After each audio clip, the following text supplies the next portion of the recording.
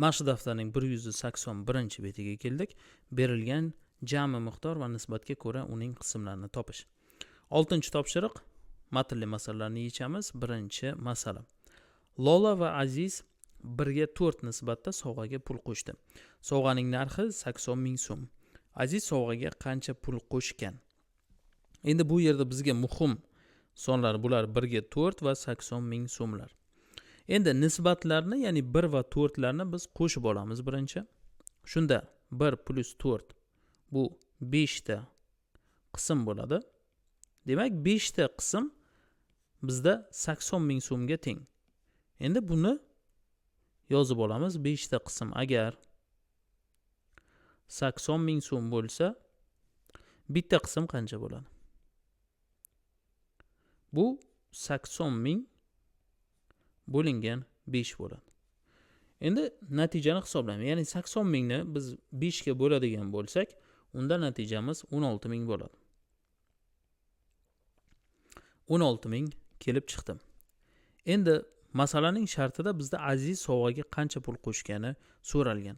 Nisbatlarga qaraymiz. Lola va Aziz 1 bo'lingan 4.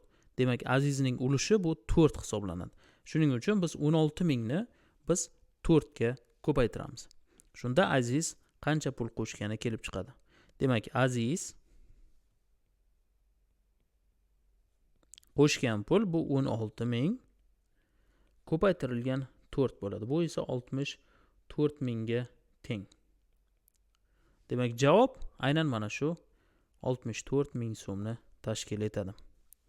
Bizda Lolanikini topish shart emas, chunki savolda bu yo'q, faqat Aziznikini topish kerak va biz uni topib oldik. Endi ikkinchi masalaga o'tamiz. Malika xola 1 litr apelsin sharbatini 2 ta A va B idishga 3 va 5 nisbatda quydi. B idishdagi apelsin sharbatining hajmi qancha? Javobni millilitrda ifodalaymiz. Endi bizga kerakli sonlar bular 1 litr bilan 3 ga 5 nisbati. 1 litr va 3 ga 5 nisbat. Endi biz masalaning 1 litr shartidagi, demak, bu birlikni biz millilitrga o'tkazamiz. Ya'ni 1 litrimiz bu 1000 millilitr edi. Buni birinchi o'rinda yozib olishimiz kerak. Endi A va B idishga 3 va 5 nisbatda bo'lib oldi. Demak, bu nisbatlarni biz yig'indisini hisoblaymiz. Ya'ni 3 ga 5 ni qo'shamiz. Bu 8 bo'ladi. Ya'ni 8 ta qism deb yozib olamiz. Va mana shu 8 ta qism 1000 millilitrga teng. Bitta qism esa qanchaligini hisoblaymiz. Bitta qism bu 1000 bo'lingan 8, ya'ni 125 millilitr bo'ladi. Demak, bitta qism bu 125 millilitr ekan. Endi savolni yana bir qaytib o'qiymiz. B idishdagi apelsin sharbatining hajmi so'ralgan. A va B idishining nisbati 3 va 5. Demak, B ning ulushi bu yerda 5 hisoblanadi.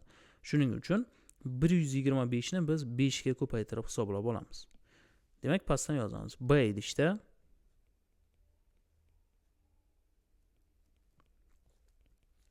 5 ko'paytirilgan 125 bo'ladi.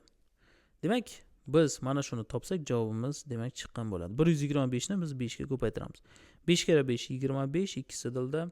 5 kere 2 10, 2 bilan 12 bo'ladi, yana biri dilda. Demak, 5 ni 1 ga ko'paytiramiz, bu 5, 1 bilan demak 6 bo'ladi. Javobimiz 625 ekan. 625 millilitr. Va uni javob sifatida, ya'ni yakuniy javob sifatida belgilab olamiz. Demak, B idishda bizda 625 millilitr sharbat bor ekan.